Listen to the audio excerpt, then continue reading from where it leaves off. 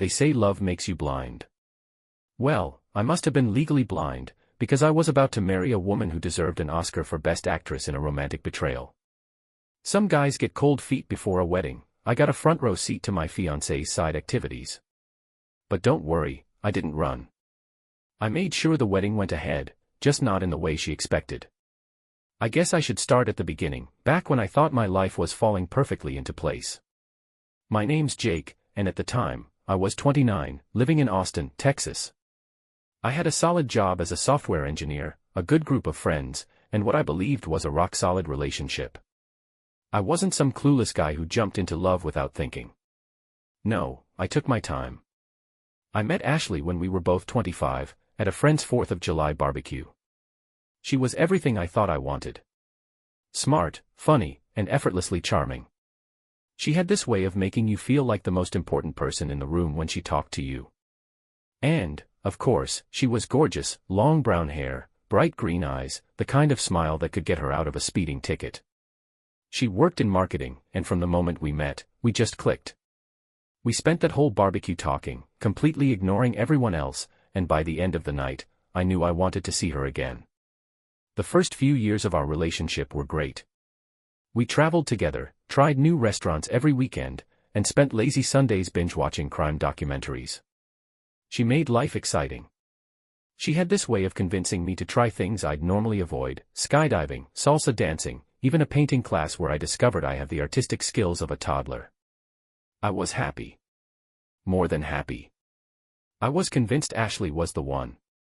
So, 2 years into dating, I proposed. It wasn't some grand public spectacle with hidden photographers and an orchestra playing in the background. It was just us, on a quiet evening at home, with takeout and a bottle of wine. She cried, said yes, and for a while, I thought I had locked in my perfect future. The wedding planning started soon after.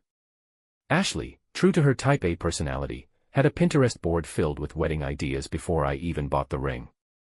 She wanted everything to be perfect: the venue, the flowers, the music. And I was all in. I worked extra hours to afford the venue she fell in love with, a stunning vineyard just outside of Austin. I let her make most of the decisions because, honestly, I just wanted her to be happy. I figured my only real job was to show up in a tux and not mess up my vows. Then, about 3 months before the wedding, things started to feel off. It was small at first. A late night at work here, a sudden change in plans there. She was always good at keeping in touch, but suddenly, texts took longer to get replies. Calls went straight to voicemail more often. I told myself I was overthinking. Wedding stress, right? Everyone said planning a wedding was tough, that it could make even the strongest couples argue. So I ignored the little voice in my head telling me something wasn't right. But that voice got louder when I found the receipt. I wasn't snooping. I never had a reason to. But one evening, Ashley asked me to grab her wallet from her bag while she was in the shower. That's when I saw it, a crumpled receipt from a hotel bar across town. Not just any hotel, but a fancy one, the kind couples go to when they want a romantic getaway. The date on it: a Tuesday night. A night she had told me she was working late on a campaign launch. I felt my stomach drop. My hands went cold. I tried to tell myself it wasn't what it looked like. Maybe she met a friend there. Maybe it was for work. But I couldn't shake the feeling that something was very, very wrong. I didn't confront her. Not yet. If I was going to find out the truth, I needed more than just a gut feeling and a receipt. So I did what any guy in my position would do: I started paying attention. I took note of when she said she was working late. I checked her social media activity. I even casually mentioned the hotel in conversation just to see if she'd react. And then, 2 weeks later, I got my confirmation. I was out with my best friend, Eric, when he noticed her car parked outside a bar across town. The same bar where, according to her, she was too tired to meet me the previous week. So we waited. 30 minutes later, Ashley walked out, laughing, leaning into a guy I had never seen before. A guy who wasn't me. That was the moment something inside me snapped. I could have walked up to her right then and there. Could have made a scene, called her out in front of everyone. But that would have been too easy. Too predictable. No, Ashley wanted a wedding, a perfect wedding. And I was going to give it to her, just not in the way she imagined. I started planning my revenge that night. The guest list. Oh, it was staying the same. The expensive venue. Still booked. The dress, the flowers, the catering. Paid for. But the wedding itself. That was about to become the most memorable event of her life, for all the wrong reasons. And I made sure she never saw it coming. Some people get revenge with a heated argument. Others throw a drink in someone's face. But me. I had a different kind of stage planned. Because if Ashley wanted a dream wedding, I was more than happy to make it unforgettable, just not in the way she imagined. Once I saw Ashley in the arms of another man, there was no going back. That perfect illusion of love I had built in my head shattered in an instant. I wasn't heartbroken. No, I was angry. Furious, even. But anger alone wasn't enough, I needed control. Screaming at her wouldn't do anything. Breaking things wouldn't change the facts. She had already taken something from me, my trust, my future, my sense of security. Now, it was my turn to take something from her. And I knew exactly how to do it. The first step. Keeping my mouth shut. If Ashley had even the slightest clue that I knew, she'd either come up with some excuse or, worse, find a way to flip it on me. No, she needed to think everything was normal. She needed to believe she had gotten away with it. So I played my role perfectly. The next morning, I made her coffee just the way she liked it. I kissed her on the forehead before leaving for work. I listened to her ramble about centerpieces and wedding favors like nothing had changed.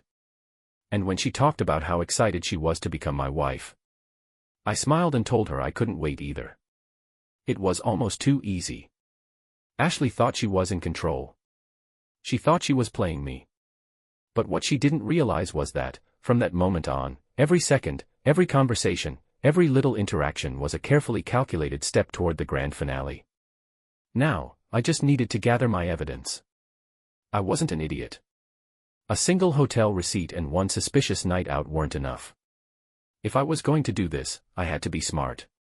So, I dug deeper. I started with her phone habits. Ashley had never been the type to guard her phone obsessively, but I noticed she became more careful. Leaving it face down. Taking it with her to the bathroom. Turning off notifications. Classic signs of someone hiding something. One night, while she was asleep, I took my shot. I didn't need her passcode, I already knew it. She used the same one for everything, and I had seen her type it in 100 times before. The moment I got in, it was all there. Texts from him. His name was Brandon. Generic. Forgettable. But what wasn't forgettable was the way they talked. They weren't just flirting. They were deep into this. Sneaking around for months. Private jokes. Late-night rendezvous. Talk about a future. A future where I didn't exist. I wasn't devastated. I wasn't even surprised. What I felt was something far colder. A kind of calculated clarity. This wasn't just a one-time mistake. This was planned, intentional. She had been building a life behind my back, all while expecting me to give her the perfect wedding, the perfect husband, the perfect home. So, I made a plan. I copied everything. Screenshots, messages, photos, every little piece of proof. Then, I set up a secret email account and stored it all there, safe and untouchable. I wasn't going to use it right away. No, I needed it for the right moment. The biggest moment. The wedding was still 2 months away. That was my timeline. 2 months to set everything up. 2 months to pull off something so unforgettable, so brutally satisfying, that Ashley would regret the day she ever decided to betray me. And I made sure every move I made played into the bigger picture. I let her think I was stressed about work, so she wouldn't question when I was distracted. I encouraged her to take girls' nights so she'd spend more time away, thinking I was completely oblivious. I played the loving, devoted fiancé, all while tightening the noose around her perfect little world. And just to twist the knife deeper, I started planning a surprise. I told Ashley that I wanted to make the wedding even more special by writing my own vows. That I wanted to pour my heart out in front of everyone. She loved the idea. Said it was the most romantic thing ever. If only she knew what was coming. I kept a straight face when she gushed about the honeymoon.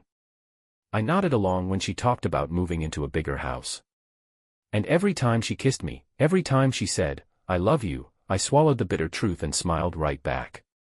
I wasn't just going to leave her. I was going to make sure she remembered this day for the rest of her life.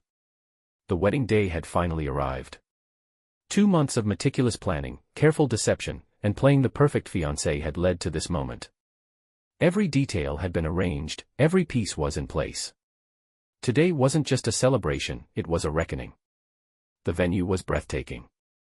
Ashley had insisted on the vineyard outside of Austin, a place straight out of a fairy tale. Rows of oak trees lined the cobblestone paths, fairy lights twinkled in the late afternoon sun, and the scent of fresh roses filled the air. It was exactly the kind of wedding she had always dreamed of. And that's what made it so perfect. I watched from a distance as guests arrived, all dressed in their finest, chatting, laughing, completely unaware of what was about to unfold. Ashley's family beamed with pride, her bridesmaids fluttered around like excited butterflies, and my friends. Well, they had no idea what was coming either. Only a select few knew, people I trusted to keep their mouths shut until the moment was right. Ashley was in the bridal suite, getting ready, believing that today would be the happiest day of her life. She had no idea that I had turned the biggest day of her life into a stage for my revenge. The ceremony began as planned. The music started. The guests took their seats. I stood at the altar, playing my part, dressed in a sharp tux, hands clasped in front of me, heart steady. If anyone had looked closely, they might have noticed the slight smirk I couldn't quite contain. Then, the doors opened. Ashley walked down the aisle, glowing, smiling, the picture of a perfect bride. Her dress was exactly what she had always wanted, elegant, lace-trimmed, flowing behind her like a dream. If you didn't know the truth, you'd think this was a love story. But this wasn't a love story. This was an execution. The officiant spoke. The guests watched with adoration. And then, finally, it was time for the vows. Ashley had insisted I go first. She wanted me to pour my heart out, to make her feel special. And so I did. I pulled out my vows, unfolded the paper, took a deep breath, and smiled. Ashley, from the moment I met you, I knew you were special. You have this incredible ability to make people feel seen, to make them believe in love. I felt lucky every day knowing I would spend my life with someone so devoted, so caring, so loyal. I paused. I could see the emotion in her eyes. She had no idea what was coming.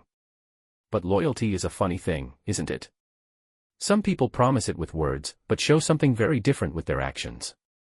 And Ashley, you've shown me exactly who you are. Confusion flickered across her face. Whispers rippled through the guests. I could feel the tension shift, the air growing heavy. I reached into my pocket and pulled out my phone. Now, a wedding is all about sharing, right? Sharing love, sharing promises, and in this case, sharing the truth. So, if everyone could turn their attention to the screen behind me, I'd love to share something very special with all of you. The projector turned on. And there it was. Message after message. Screenshots. Photos. Ashley and Brandon. Meeting up in secret. Her telling him she loved him. Her saying she couldn't wait to be with him after the wedding. Plans to sneak around even on our honeymoon. The silence in the room was deafening. Ashley's face went from pale to beet red in seconds. Her lips parted, but no words came out. Her hands trembled as she reached for me, as if there was anything left to save. The guests. Shocked. Her parents. Stunned. My friends. Pure, unfiltered amusement. I turned back to her, lowering my voice so only she could hear. You wanted a perfect wedding. Well, congratulations, Ashley. It's definitely unforgettable. And with that, I dropped the microphone. Literally. The silence after I dropped the microphone was deafening. Ashley stood frozen at the altar, her hands trembling, her face a mix of horror and disbelief. She opened her mouth, but no sound came out. Around us, gasps and murmurs spread through the crowd like wildfire. Some guests exchanged stunned glances, while others whispered furiously to each other, piecing together the betrayal they had just witnessed on the big screen. Her parents, once beaming with pride, sat stone-faced, their expressions shifting from confusion to utter shame.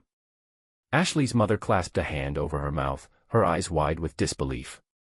Her father. He looked ready to disown her on the spot. I turned on my heel and walked away, leaving her standing there, exposed, humiliated, with nothing but the wreckage of her lies surrounding her. But I wasn't done yet. Not even close. I could hear her hurried footsteps behind me as I made my way toward the exit. "Jake! Wait. Please," she finally managed to choke out, but her voice cracked with panic. I didn't stop. I didn't even turn around. She reached for my arm, desperate. "This isn't what it looks like. I can explain." I pulled my arm away, my voice ice cold. "No, Ashley. You already explained everything in those messages." Her eyes darted around, aware that all eyes were still on us. The wedding had turned into a full-scale disaster, and she was scrambling for damage control. But there was no controlling this. Then, as if some survival instinct kicked in, Ashley's expression changed. The panic in her eyes sharpened into something else, anger. The guilt and shame evaporated, replaced with an ugly defiance.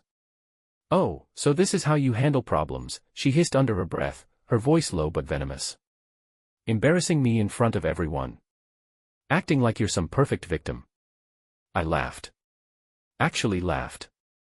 "You're unbelievable." She crossed her arms, eyes narrowing. "You really think you won, don't you?" I leaned in slightly, just enough so only she could hear me. "Ashley, I didn't just win. I made sure you lost." Her nostrils flared, and for a split second, I saw something unhinged flicker across her face. I knew that look. She wasn't the type to take a loss quietly. She wanted revenge, too. And I underestimated just how desperate she could be. Ashley didn't go quietly into humiliation. If I thought she would just disappear after being exposed, I was wrong. Because within hours of my grand wedding day performance, she started working on her own brand of damage control. First, she tried the sympathy angle. She rushed to social media, posting a teary-eyed selfie with a caption about how she had been so stressed from wedding planning and had made a huge mistake. She painted herself as someone who got lost in the pressure and made bad choices, but deep down, she still loved Jake with all her heart. The comments were split, some people ate it up, calling her brave for admitting her mistakes. Others weren't buying it. Especially the guests who had seen the messages with their own eyes. Then, she moved on to phase 2, blame shifting. She called my closest friends, spinning a whole new narrative. According to her, I had known about her affair for months, but instead of confronting her, I planned this whole thing just to humiliate her. She said my actions were psychotic and that no healthy person would ever do something so cruel. That one actually made me laugh. I didn't respond publicly. I didn't need to. She was grasping at straws, trying to rewrite the story in real time. But the evidence I had already shared was too solid. The damage was done. And then, she made her final, most pathetic move. She tried to win Brandon back. The same Brandon she had thrown away our relationship for. Yeah, apparently he wasn't too thrilled about his name and face being exposed to an entire wedding full of people. Turns out, cheating on your fiancé isn't a great look when you're trying to maintain a respectable corporate job. Ashley showed up at his place 2 days later, trying to convince him that they could still be together now that everything was out in the open. She probably imagined some tragic, star-crossed lovers' reunion. Instead, he slammed the door in her face. I only found out because a mutual acquaintance, who used to be one of Ashley's friends, gleefully spilled the whole story to me. Apparently, Brandon wanted nothing to do with her now that she was radioactive. His girlfriend had already dumped him, his reputation was in shambles, and the last thing he wanted was to be officially linked to that mess. Ashley, the woman who thought she had everything under control, now had nothing. No fiancé. No boyfriend. No respect. And the best part? She had done it all to herself. Ashley had lost control of the narrative, and she knew it. With her attempts to play the victim failing miserably, she switched strategies. If she couldn't make people sympathize with her, she'd at least try to salvage some dignity. She went full-on, new beginnings, mode. Her social media, once filled with wedding countdowns and "so lucky to marry my best friend" posts, suddenly turned into a highlight reel of her fresh start. New pictures, new captions. Self-care time. Focusing on me. Every setback is a setup for a comeback. It was desperate. Transparent. A last-ditch effort to convince herself, and the world, that she wasn't completely destroyed. But I knew better. I knew that behind those carefully curated posts, she was drowning. And that's when I heard the final piece of news that tied everything up with a perfect little bow. Ashley had been fired. Apparently, the fallout from the wedding had followed her into the workplace. Turns out, it's hard to hold onto a job in marketing when you've publicly humiliated yourself in front of dozens of professional connections, some of whom were guests at the wedding. Clients who had worked with her didn't want to be associated with her. Her reputation as a savvy, polished professional had crumbled, replaced by whispers of her deceit and public humiliation. One particular client, an older couple who ran a successful restaurant chain, had called her boss personally and said, "If she lies like that in her personal life, how can we trust her with our brand?" And just like that, Ashley was unemployed. No job. No fiancé. No backup plan. She reached out one last time, about a week after she lost her job. I should have ignored it, should have left her to stew in the mess she created, but curiosity got the better of me. I answered. Her voice was different, no fake confidence, no anger, just pure exhaustion. She said she didn't call to argue.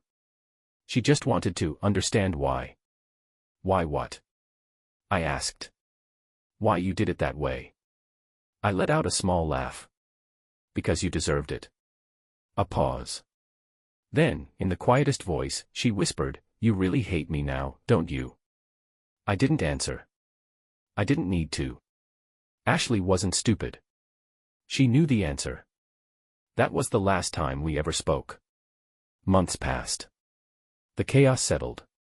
The wedding venue refunded most of the money, citing unforeseen circumstances. Ashley faded into the background, a ghost of a mistake I once made. And me? I thrived. I won't pretend it was easy at first. You don't just walk away from a 4-year relationship without scars.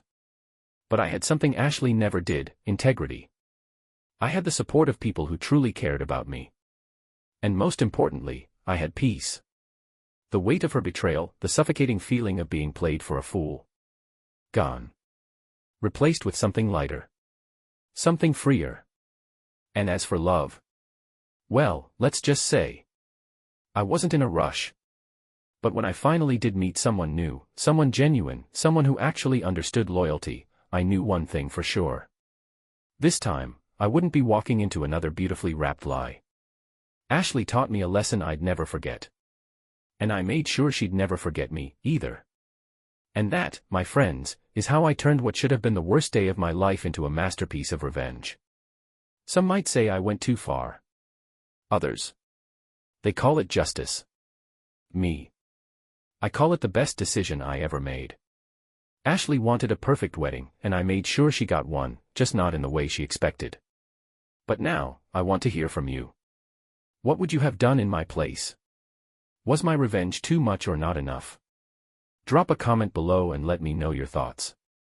And hey, if you enjoyed this ride, don't forget to like, subscribe, and hit that notification bell so you never miss another story of karma served cold. More insane tales are coming your way, you won't want to miss them. Until next time, stay loyal, stay smart, and never let a cheater walk away unscathed.